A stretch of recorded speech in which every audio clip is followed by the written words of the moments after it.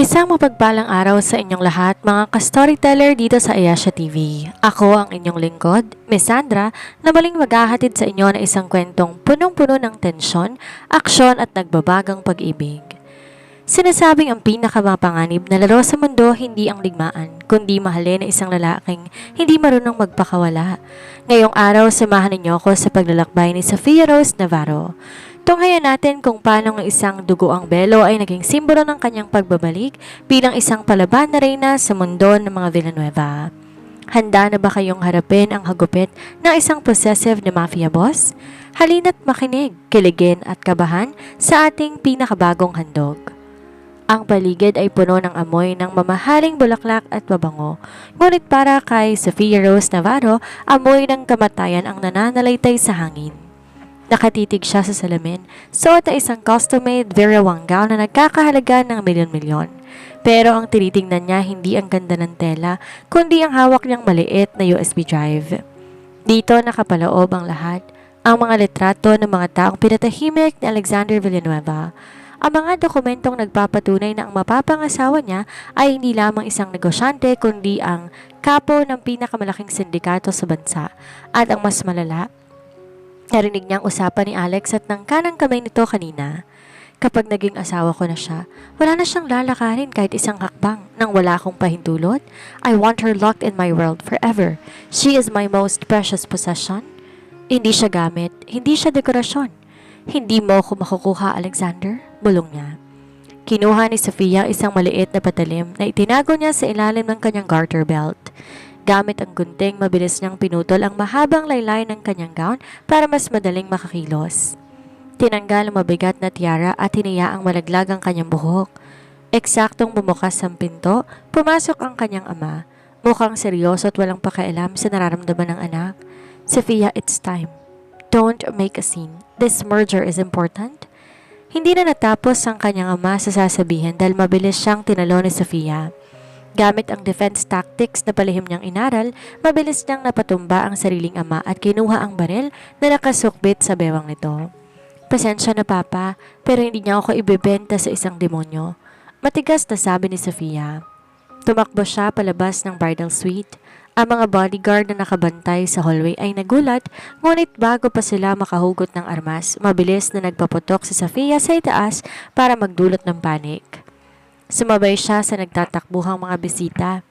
Sa labas ng simbahan, naghihintay isang itim na SUV. Ngunit bago siya makarating doon, isang pamilyar na boses ang nagpatindig sa balahibo niya. Sofia, saan ka pupunta, mi amor? Nakatayo sa gitna ng hagdanan si Alexander Villanueva.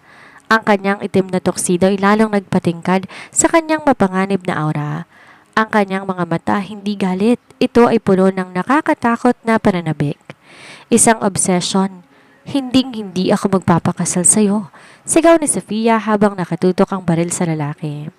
Ngumiti si Alexander, isang ngiting walang init. Alam mo namang hindi ko kayang gawin yan. Akin ka, Sofia. Kahit sa impyerno, susundan kita. Takbo na. Bibigyan kita ng pagkakataong lumayo dahil mas masarap kang hulihin kapag lumalaban ka. Di nag-aksaya ng panahon si Sofia. Pumasok siya ng sasakyang nihandas niya at pinaharurot na ito paalis.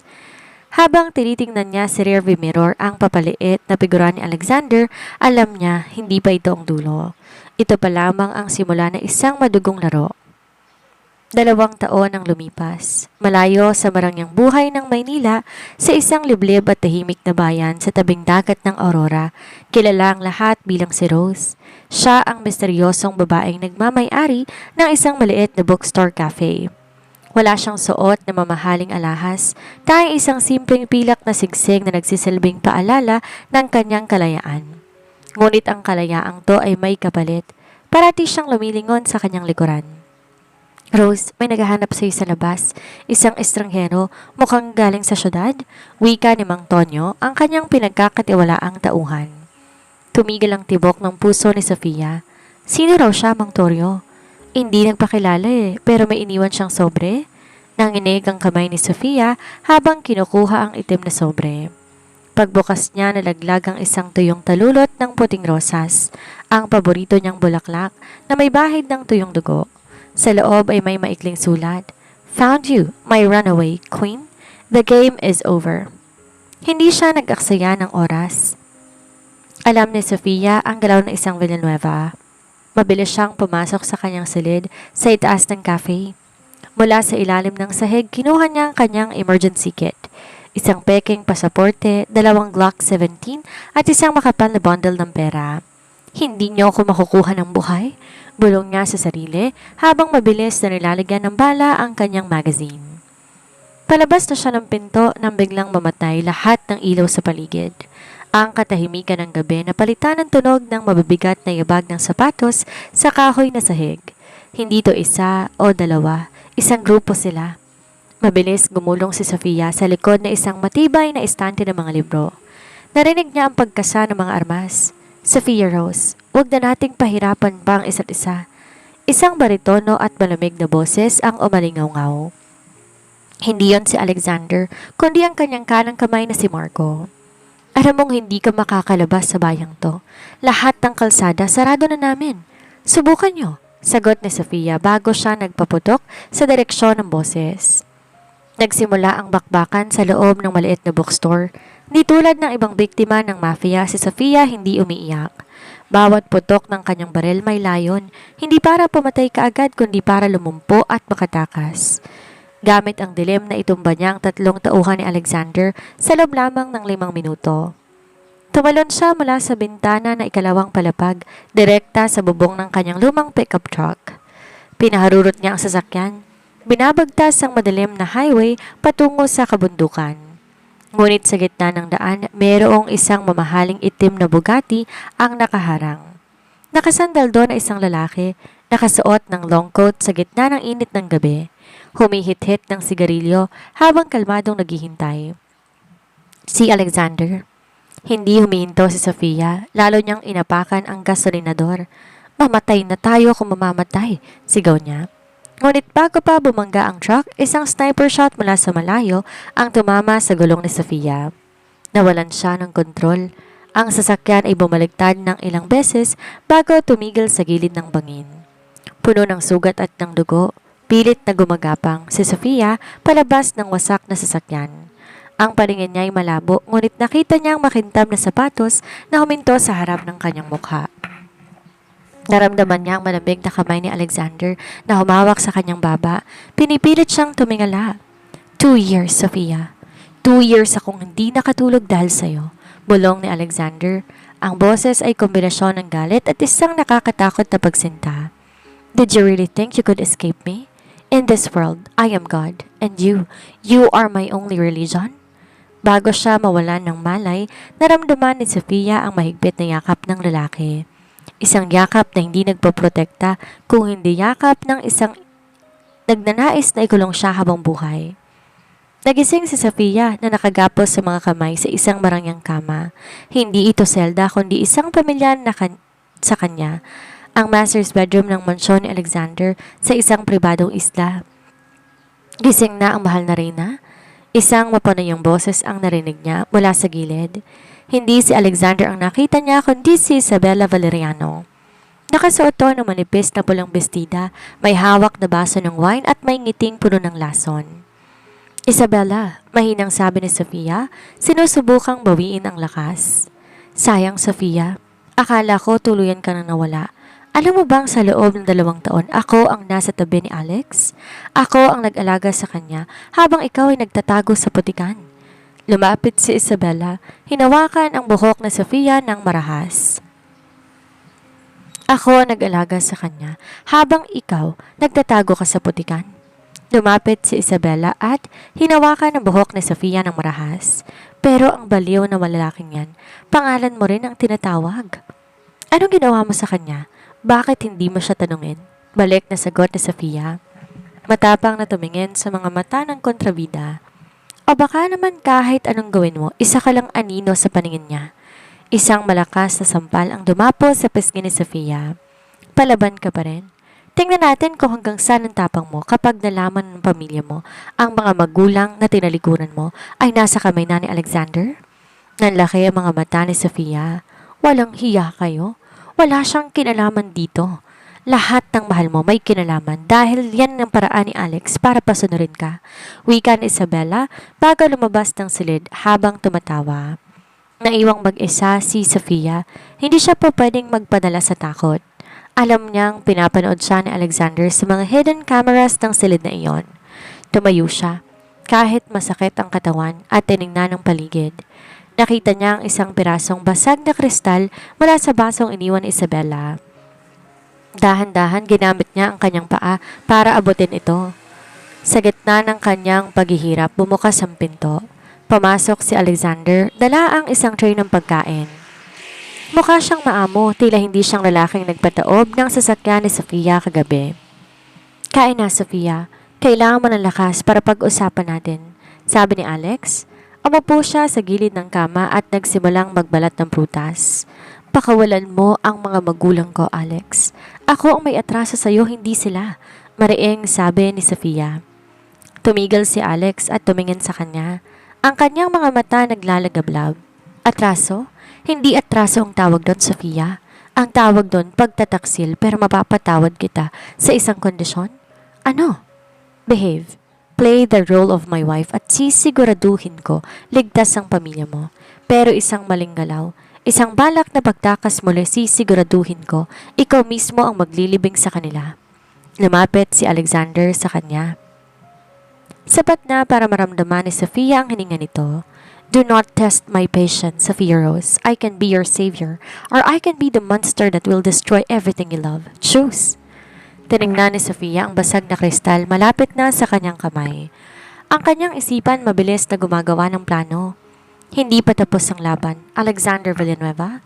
Akala mo nakuha mo na ako pero hindi mo alam sa laro nating to ako ang gagawa ng sarili kong alas. Ang Isla de Villanueva ay isang paraiso sa gitna ng karagatan. Ngunit para kay Sofia, ito ay isang imperyong napaliligiran ng asul na tubig. Wala siyang paraan para tumakas sa pamamagitan ng lupa. Tanging yate o chopper lamang ang makakaalis dito. At lahat ng yon nasa ilalim ng mahigpit na kontrol ni Alexander. Sa loob ng isang linggo, hinayaan ni Sofia na isipin ni Alex na sumusuko na siya. Kumakain siya. Hindi na siya nanunutok ng mga bodyguard at hinahayaan niyang lagyan siya ni Alex ng mga mamahaling hiyas. Bagay sa iyo ang Esmeralda, Sofia. Kasing kulay ng mga mata mo kapag kagalit ka, sabi ni Alexander habang sinusuot ng isang kwintas sa kanya habang sila'y naghahapunan sa balkonahe. Hindi kumibo si Sofia. Hanggang kailan mo ko ikukulong dito, Alex? Hindi ba't ang sabi mo may kailangan tayong pag-usapan tungkol sa pamilya ko?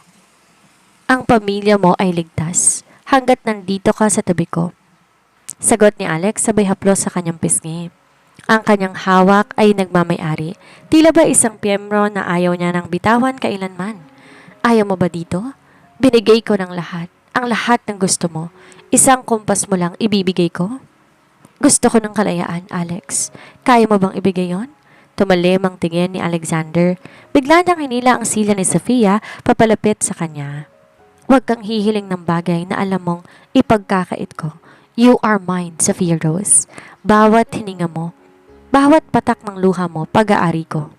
Ngumiti ng mapait si Sofia. Ang pag-aari, Alex, ay hindi para sa mga gamit. Kahit kailangan kong sunugin ang buong mundo para lang manatili ka sa akin, gagawin ko. Tumayo si Sofia at hinarap ang lalaki. Kung ganon, hindi pag-ibig yan.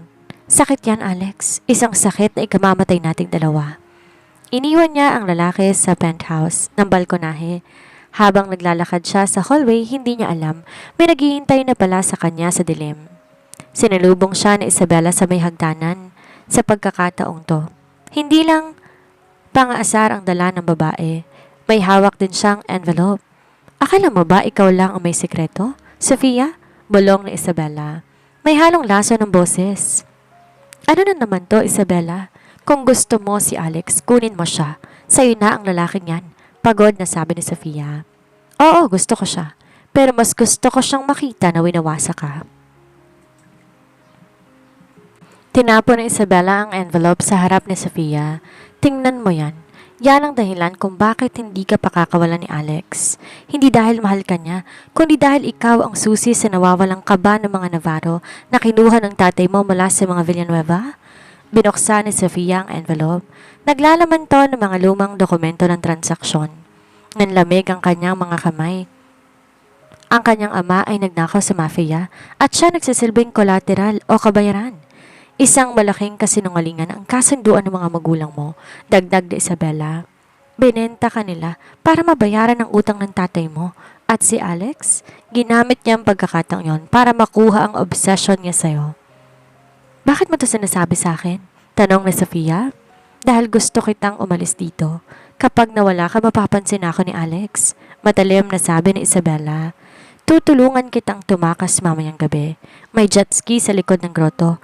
Ang susi nakatago sa ilalim ng lupa. Umalis ka at huwag ka nang babalik pa?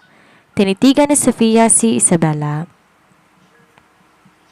Alam niyang isang bitag ito. Maaaring patayin siya ni Isabela sa gitna ng dagat o kaya naman isumbong siya kay Alex habang tumatakas para lalong magalit ang lalaki sa kanya. Pero kailangan niyang sumugal. Sige, tatakas ako, sabi ni Sofia. Kinagabihan, suot ang isang itim na tactical suit na palihim niyang kinuha sa armory ni Alex so nakarang araw, mabilis lumabas si Sofia ng mansyon. Iwas siya sa mga security camera na alam niya ang blind spots. Nakarating siya sa grotto. Nandoon ang jet ski, ngunit bago pa niya ito mapaandar, bumuka sa mga dambuhalang spotlight sa paligid ng dagat. Tatakas ka na naman, Sofia? Ang boses ni Alexander ay umalingaw-ngaw mula sa isang megaphone. Nakasakay si Alex sa isang yate kasama ng kanyang mga tauhan. Sa tabi niya ay si Isabela na ngayon ay umiiyak na. Iyakan na nagkukunwaring nagulat. Alex, pinigilan ko siya. Ang sabi ko sa kanya, huwag siyang aalis. Pagsisinungaling ni Isabela. Napatawa si Sofia ng malakas. Habang nakatayo sa jet ski, ang galing mong umarte, Isabela. Pero Alex, bago mo ko parusahan, baka gusto mong malaman kung sino talagang nagbigay sa akin ng susi. Itinaas ni Sofia ang kanyang kamay. May hawak siyang isang maliit na recording device. Naka-record ang usapan natin kanina, Isabela. Ang plano mong itakas ako para makuha mo si Alex. Namutla si Isabela, ang mukha ni Alexander ay naging kasing dilim ng gabi. Dadalhin mo siya sa kapahamakan, Isabela? Mahinang sabi ni Alex. Ngunit ang boses niya puno ng panganib. Walang sino mang po pwedeng maglayo sa akin kay Sofia, kahit ikaw pa? Alex, hindi. Nagsisinungaling siya, sigaw ni Isabela. Sa isang iglap, tinalon ni Sofia ang dagat, di para tumakas gamit ang jet ski, kundi para lumangoy patungo sa kabilang bahagi ng isla kung saan alam niyang may mga kuwebang po pwedeng pagtaguan. Isang malakas na putok ng barel ang narinig niya, hindi para sa kanya kundi para kay Isabela. Hanapin ninyo si Sofia. Huwag niyo siyang sasaktan. Gusto ko siya ng buhay. Ang huling narinig ni Sofia bago siya lumubog sa malamig na tubig. Matapos sa madugong gabing iyon sa grotto, tuluyan nang nawala si Isabela. Walang nakakaalam kung patay na ba ito o sadyang itinago lang ni Alexander sa isang malamang segla. Ang mansyon ay naging mas mahigpit, tila bawat kanto ay merong mata. Samantala si Sofia ay nanatili sa kanyang silid. Hindi siya pinarurusahan ni Alex, ngunit ang kalayaan niya na gumala sa labas ng mansyon ay tuluyan ng binawi. Kailangan mong kumain, Sofia, sabi ni Marco, ang kanang kamay ni Alex habang nilalagay ang tray ng pagkain sa kanyang lamesa. Tiningnan siya ni Sofia. Sino nag-utos sa'yo na maging tagapaghatid ng pagkain ko? Marco, ang boss mo ba? Ngumiti ng bahaga si Marco. Ako ang nagpresenta. Alam mo namang mas gusto kong ako ang nagbabantay sa'yo kaysa sa mga lalaking yan? Nagtaka si Sofia, noon pa man, ramdam niya nang may iba sa pakikitungo ni Marco sa kanya. Hindi tutulad ng ibang bodyguard na takot sa kanya. May halong paggalang at pag-aalala ang mga tingin nito. Marco, noong nakaraang 2 taon, sino ang tumulong sa akin na makakuha ng peking pasaporte? Sinong nagbigay sa akin ng impormasyon tungkol sa bookstore sa Aurora? Tanong ni Sofia. Ang kanyang tinig ay mahina, ngunit matalim. Katahimikan ang namayani sa pagitan nila.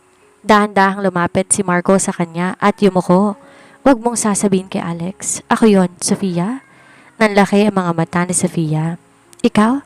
Bakit? Ikaw ang kanang kamay niya? Dahil alam ko, hindi ka karapat-dapat para sa kanya, sagot ni Marco. May bakas ng galit sa kanyang boses. Nakita ko kung paano kanya saktan. Nakita ko kung paano niya sirain ang buhay mo dahil lang sa kanyang obsesyon.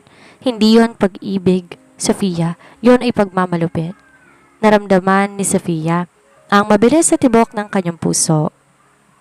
Isang traidor sa loob mismo ng kampo ni Alexander. Bakit mo ginagawa ito? Pwede kang mamatay kapag nalaman niya. Dahil gusto ko rin na makalaya sa kanya. Pag-amin ni Marco. Gusto ko siyang pabagsakin at ikaw ang susi para magawa mo yon? Anong ibig mong sabihin? Ang kaba ng mga Navarro, hindi lamang pera yon, paliwanag ni Marco. Doon nakatago ang mga dokumento na magpapatunay na si Alexander ang pumatay sa dating El Capo, ang kanyang sariling ama. Kapag lumabas yan, mawawala niya ng suporta sa buong Mafia Council at ikaw, Sofia, ang lokasyon ng kaban, nasa dugo mo? Ano? Papaano? Ang tattoo sa likod mo, hindi lang yan isang simpleng disenyo. Isang mapa yon, isang code. Ang tatay mo nagpatato niyan sa'yo nung bata ka pa bago siya nawala. Nanlamig ang buong katawan ni Sofia. Ang kanyang ama ginamit siya bilang isang mapa. At si Alexander, alam ba niya ito? Kaya kanya hindi po pwedeng patayin Sofia, dagdag ni Marco. Dahil kapag namatay ka, mawawala na ang mapa. Pero bago niya malaman ang code, kailangan nating makaalis dito. Isang malaking pasabog ang nalaman ni Sofia. Ang lalaking pinagkakatiwalaan ni Alex, kaaway pala nito, at ang kanyang sariling katawan may dalang isang mapanganib na sikreto. Marco, kailangan natin ng plano, sabi ni Sofia matapos ang ilang araw na pag-iisip. Kapag nalaman ni Alex ang tungkol sa'yo, patay tayong pareho. Alam ko, at handa na ako, sagot ni Marco. May nakuha na ako impormasyon. Sa darating na Sabado, may gaganaping pulong ang Mafia Council sa kabilang isla. Aalis si Alex kasama ng karamihan ng kanyang mga tauhan. Iyon ang pagkakataon natin. Ngunit bago pa dumating ang Sabado, isang hindi inaasahan na kaganapan ang nangyari. Habang nag-aagahan si Alexander at Sofia sa dining room, biglang umalingaw-ngaw ang tunog ng alarm. Isang malakas na pagsabog ang yumanig sa mansyon. Dito ka lang, Sofia, sigaw ni Alex, sabay hugot ng kanyang baril. Lumabas siya ng dining room kasama ng kanyang mga tauhan. Iniwan ni Sofia kasamang 3 bodyguard. Hindi ako pwedeng maghintay dito na parang isang biktima, sabi ni Sofia sa sarili. Bitawan yung baril ninyo, utos ni Sofia sa mga bodyguard. Kung hindi, papatayin ko kayo. Napatawa ang mga bodyguard.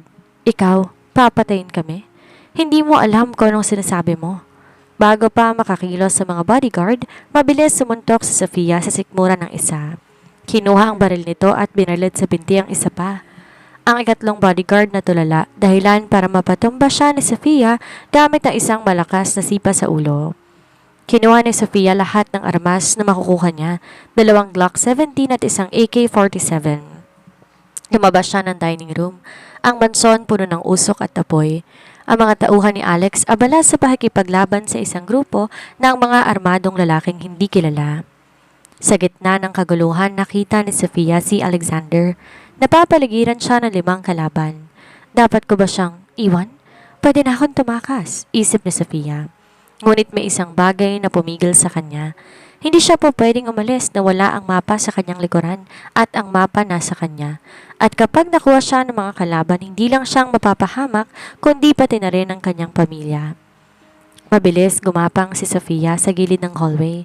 Kumuha siya ng isang smoke grenade sa bulsa ng isa sa mga napatay na bodyguard at tinapon to sa gitna ng mga kalaban. Putok dito, putok doon. Ang galing ni Sofia sa pakikipaglaban ay nanggulat sa lahat. Hindi siyang simpleng babaeng kilala nila, siya ay isang palaban na reyna. Sa gitna ng usok, nakita ni Sofia ang pinuno ng mga kalaban. Isang lalaking may peklat sa mukha. Nakatutok ang baril nito sa likod ni Alex. Huwag mong susubukan, sigaw ni Sofia. Sabay baril sa kamay ng lalaking may peklat. Napasigaw to sa sakit at nabitawan ng baril. Tumingin si Alex kay Sofia. Ang kanyang mga mata puno ng gulat at pagkamangha. Sofia, anong ginagawa mo? Tanong ni Alex. Ang boses ay puno ng pag-aalala. Nagliligtas ng buhay mo, sagot ni Sofia. Matigas ang tinig. Para sa pamilya ko. Ang bakbakan ay tumagal ng ilang oras. Sa huli, napatumba ni Alex at ng kanyang mga tauhan ang karamihan ng mga kalaban. Ang lalaking may peklat ay nakatakas, puno ng dugo at sugat. Nagaharap si Alexander at Sofia sa gitna ng wasak na mansyon. "You saved me," mahinang sabi ni Alex. "Akala ko tatakas ka na." "Kung tatakas man ako, Alex, hindi ko yan gagawin sa paraang duwag," sabi ni Sofia. "At kailanman hindi ako papayag na ang pamilya ko ang madadamay sa gulo ninyo." Tiningnan ni Alex ang baril ni Sofia. "Saan mo natutunang humawak ng baril ng ganyan?" "Sa 2 taon na pagtatago ko," sagot ni Sofia. "Ang pag-ibig mo, Alex, ay naging dahilan para maging mas matapang ako." Tumingin si Alex sa kanya. Isang ngiti ang lumitaw sa kanyang labi. "You are not just my possession, Sophia Rose. You are my queen, and I will protect you with my life." Ngunit sa gitna ng sandaling iyon, isang malakas na pagsabog ang gimanig sa buong mansyon. Ang silid ni Sofia tuluyang gumuho. Ang mapa sa kanyang likuran maaaring mawala na. Dinala ni Alexander si Sofia sa isang lihim na silid sa ilalim ng mansyon. Isang bomb shelter, puno ng mga monitor at kagamitang medikal. Sugatan ang balikat ni Sofia dahil sa gumuho na kisame, ngunit hindi siya dumaing. Habang nililinis ni Alex ang kanyang mga sugat, ramdam ni Sofia ang panginginig ng mga kamay ng mafia boss. "Bakit, Alex? Bakit ganito ka nalang kahaling sa akin?" tanong ni Sofia. Ang boses ay mahina ngunit puno ng determinasyon. "Hindi to normal. Hindi to dahil sa utang ng tatay ko." Tumigil si Alex, binaba ang bulak na may gamot at tumingin diretsyo sa mga mata ni Sofia. May lungkot at dilim na ngayon lang nakita ng dalaga. "Noong 10 taong gulang ako, nakita ko kung paanong pinatay ang ina ko sa harap ko," panimula ni Alex. "Ang pamilya ko, ang tatay mo ang nagligtas sa akin ng gabing yon. Tinago niya ako sa isang bodega at doon nakilala kita. Isang batang babaeng may dalang manika na nagbigay sa akin ng tubig at nagsabing, 'Huwag kang matakot, paprotektahan kita.'" Nanlaki ang mga mata ni Sofia. Wala siyang maalala sa pangyayaring yon. "Simula noon, ipinangako ko sa sarili ko na paglaki ko, ako naman ang magpoprotekta sa'yo." Pagpapatuloy ni Alex, ang boses mas naging possessive. "Pero habang lumalaki ako sa mundo ng mafia, na-realize ko na ang tanging paraan para maprotektahan kay ang kinin ka, ang ilayo ka sa mundong ito kahit na ikulong pa kita. You are my only link to my humanity." "Sofia, kapag nawala ka, tuloy na ako magiging demonyo." Naramdaman ni Sofia ang bigat ng revelasyong ito. Ang obsesyon ni Alex ay hindi lamang dahil sa kapangyarihan, kundi bunga ng isang traumang hindi kailanman nagilom. Pero bago pa siya makasagot, may kumatok ng malakas sa pinto. "Boss, si Isabella. Nakatakas siya sa kulungan?" At hindi siya nag-iisa, untag na isang tauhan. Hindi lang pala simpleng paglayas ang ginawa ni Isabella. Sa tulong ng mga kalabang grupo ni Alexander, ang Black Lotus Triad, binuo niyang isang planong dudurog sa lahat ng pinahahalagahan ni Alex. Habang abala sina Alex at Marco sa pag-aayos ng seguridad sa isla, nakatanggap si Sofia na isang tawag sa satellite phone na iniwan sa kanyang silid. "Hello, Sofia. Miss me?" Ang boses ni Isabella puno ng halakhak. "Ano ang kailangan mo, Isabella?" "Simple lang. Gusto ko ang mapa na nasa likod mo." "Alam ko ang tungkol sa tattoo, Sofia. Ibinenta ka na ng tatay mo sa Black Lotus bago pa siya mamatay." "Pero naunahan lang sila ni Alex," sabi ni Isabella. "Ngayon, nandito ng pamilya mo sa akin, ang kapatid mo, ang nanay mo. Kung gusto mo silang makitang buhay, pumunta ka sa lumang parola sa dulo ng isla." "Mag-isa. Huwag mong sasaktan ng pamilya ko," sigaw ni Sofia. "May 1 oras ka lang. Kapag sinabi mo kay Alex, sasabog ang parolang kinalalagyan nga. Mamili ka, ang kalayaan mo sa kamay ni Alex o ang buhay ng pamilya mo." Pinatayan siya ng telepono. Alam ni Sofia na ito na ang pinakamalaking pagsubok sa kanya. Tiningnan niya ang pintong binabantayan ng mga tauhan ni Alex. Hindi siya makakalabas ng hindi dadaan sa kanila. Kinuha ni Sofia ang isang bote ng matapang na alkohol at isang tela. Gumawa siya ng isang improvised na pampasabog. Alam niya, kailangan niyang maging palaban na rin ng muli. Gamit ang galing sa pakikipaglaban, gumawa siya ng ingay sa kabilang bahagi ng silid para madistract ang mga guard. Nang pumasok ang mga ito, mabilis siyang napatumba ng dalawa gamit ang martial arts na itinuro sa kanya ni Marco ng palihim. Tumakas siya patungo sa parola sa gitna ng dilim at ulan. Pagdating niya doon, bumungad sa kanya ang nakagapos na pamilya niya at si Isabela na may hawak na remote control. Ngunit hindi lamang si Isabela ang nandoon. Nandun din ang mga armadong tauhan ng Black Lotus. Hubarin mo ang damit mo, Sofia. Gusto kong makita ang mapa. Utos ni Isabela habang nakatutok ang baril sa kapatid ni Sofia. Pakawalan mo muna sila, matigas na sabi ni Sofia. Wala ka sa posasyong mag-utos, sigaw ni Isabela. Dahan-dahan tumalikod si Sofia at ibinaba ang balikat ng kanyang suot. Pinapakita ang tattoo na hugis rosas na may mga kakaibang linya. Habang abala si Isabela sa pagkuha ng litrato ng tattoo, di niya napansin na may hinuhugot si Sofia mula sa kanyang sapatos. Isang maliit na transmitter na ibinigay sa kanya ni Marco. Ngunit bago pa makakilos si Sofia, isang bala ang tumama na sa kanyang binti. Napaluhod si Sofia. Akala mo ba hindi ko alam ang tricks mo? Sabi ni Isabela. Ngayong nasa akin ang mapa, wala na akong kailangan sa'yo. Goodbye, Sofia Rose Navarro. Tinaas ni Isabela ang baril para tapusan si Sofia. Nang biglang sumabog ang pintuan ng parola. Isang figura ang pumasok na parang isang galit na bagyo. Si Alexander. Ang kanyang mga mata kulay puta sa galit. Sabi ko sa'yo, Isabela, walang sino mang pwedeng umawak sa kanya kundi ako. Nagsimula ang isang madugong barilan sa loob ng makipot na parola. Sa gitna ng kaguluhan, pilit na ginagapang ni Sofia ang pamilya niya para kalasin ang mga tali nila. Ang loob ng parola naging isang dambuhalang bitag. Bagaman nakapasok si Alexander, hindi na naging madali ang laban. Ang mga tauhan ng Black Lotus ay mga bihasang mamamatay tao. Sa gitna ng palitan ng bala, isang malakas na pagsabog mula sa labas ang nagbayanig sa buong estruktura. Dalhin niyo ang babae. Iwanan ng iba, sigaw ng pinuno ng Black Lotus. Bago pa makalapit si Alex ay isang flashbag ang itinapon sa paanan niya. Sa gitna ng puting liwanag at nakabibinging tunog, naramdaman ni Sofia ang marahas na paghila sa kanya. Sa kabila ng sugat sa binti, pilit siyang lumaban, sinisipa at kinakagat ang sinumang humahawak sa kanya. Ngunit isang malakas na hampas sa kanyang ulo ang nagpabagsak sa kanya sa kadiliman. Nagising si Sofia, nakasabit ang kanyang mga kamay sa kadena na isang malamig at bumasamasang basement.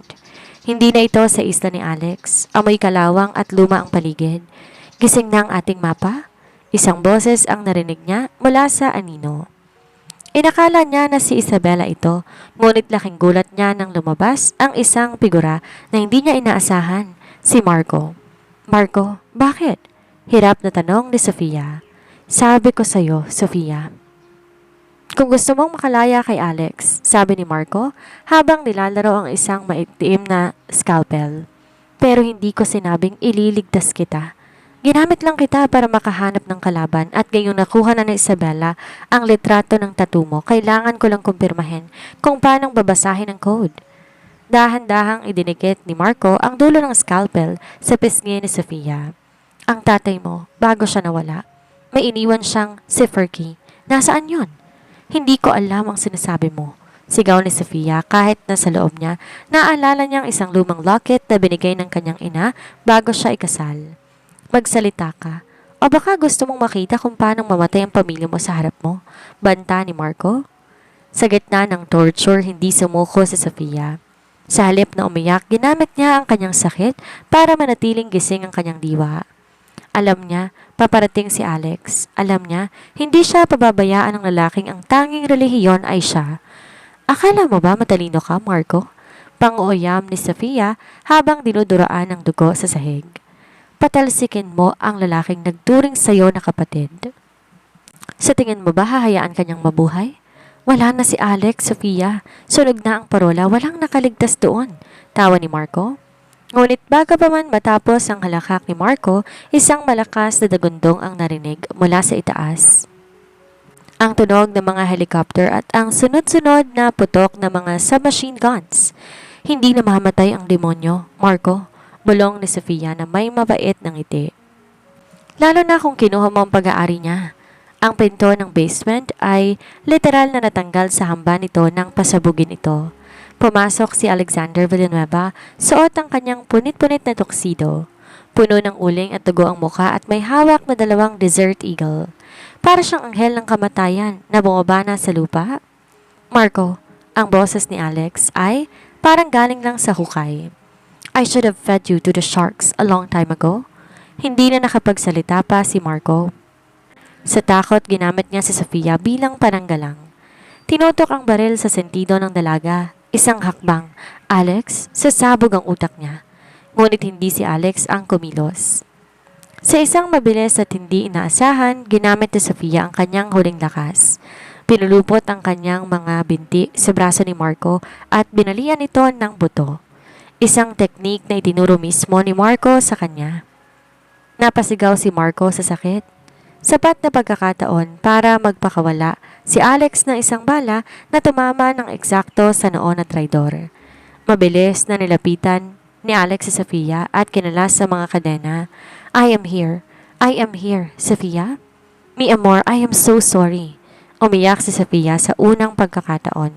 Hindi dahil sa takot, kung hindi dahil sa halo-halong emosyon. Ang pamilya ko, Alex? Ligtas sila. Nilikas sa sila ng mga tauhan ko bago pa bumagsak ang parola, sabi ni Alex habang niyayakap ng mahigpit ang nanghihinang dalaga. Ngunit bago sila tuluyang makaalis, lumitaw si Isabela sa entrance. May hawak na granada kung hindi mapapasakin ang kaban. At kung hindi mapapasakin, Alex, walang lalabas dito ng buhay.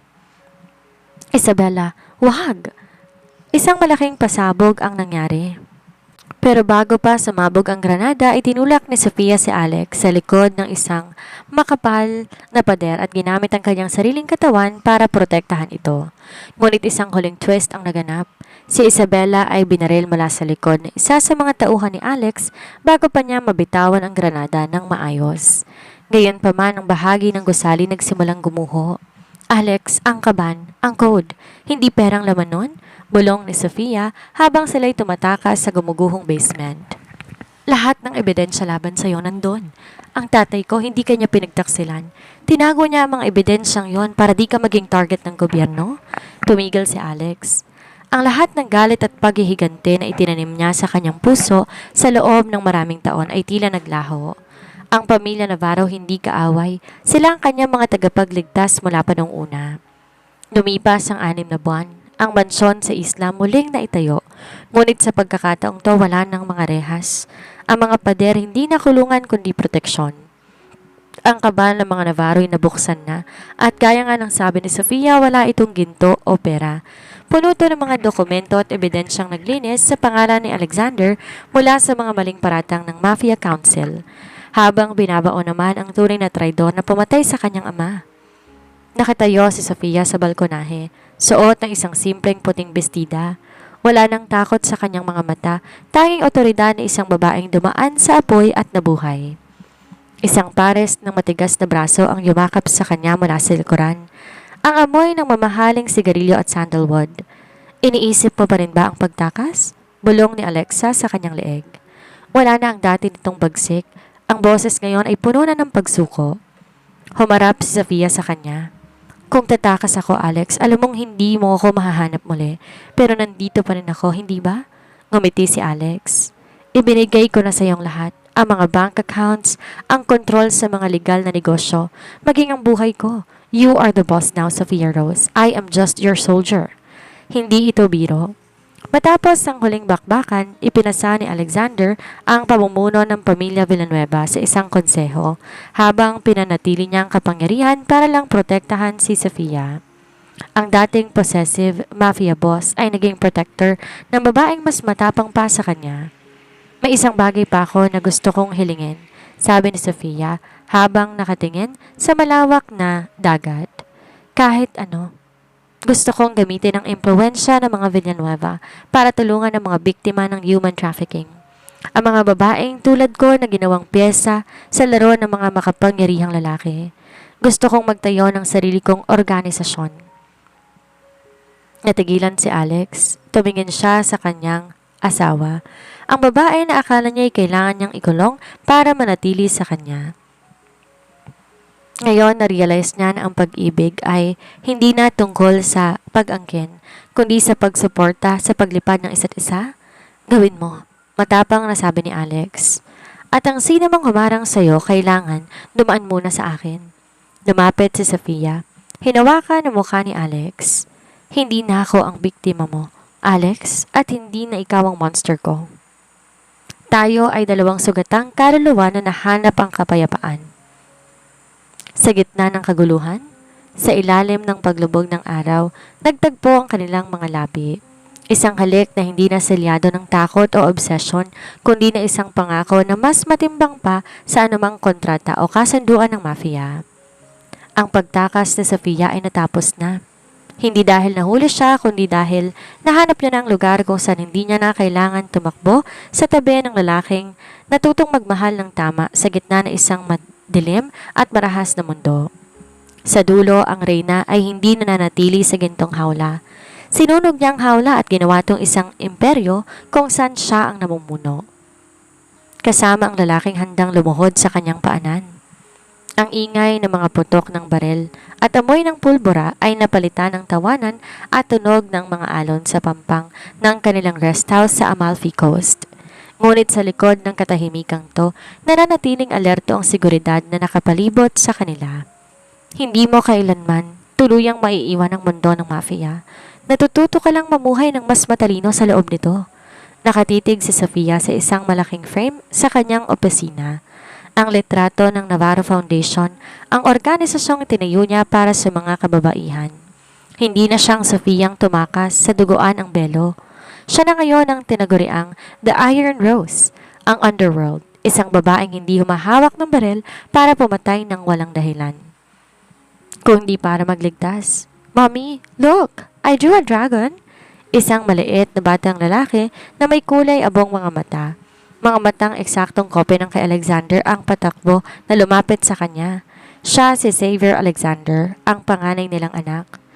Binuhat ni Sofia ang bata at hinalikan sa noo.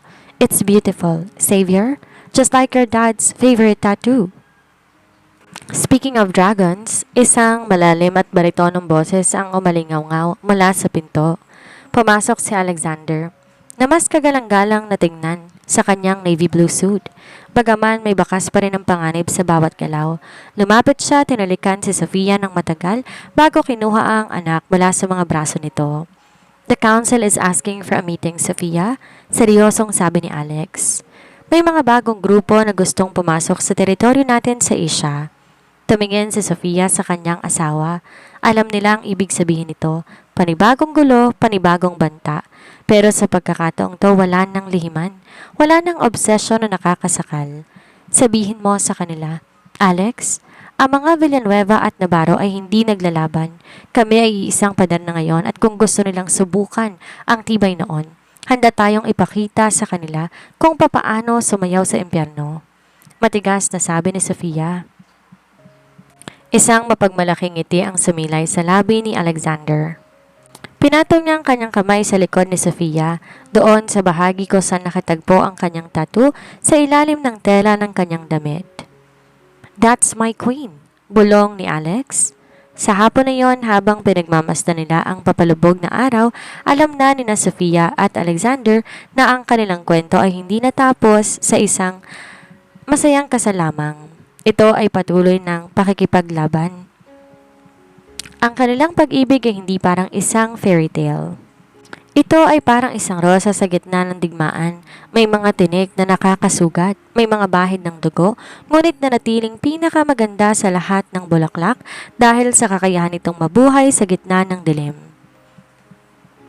Sila ang patunay na ang pinakamabangis na halimaw ay kayang paamuhin at ang pinakamahinang biktima ay kayang maging pinakamakapangyarihang pinuno. Sa mundong puno ng traidor at gulo, nahanap nila ang tayong katotohanang mahalaga na ang tunay na kahalagahan ay hindi ang pagtakas sa kaaway kundi ang pagkakaroon ng lakas na manatili at lumaban kasama ng taong mahal mo. Dito na po nagtatapos ang ating paglalakbay sa mundo ni Sofia at Alexander. Sa likod ng bawat putok ng barel at bawat matatamis na pangako, napatunayan natin na ang tunay na pag-ibig ay hindi nasusukat sa higpit ng hawak, kundi sa ilalim ng tiwala at kakayahang magbago para sa taong mahal mo.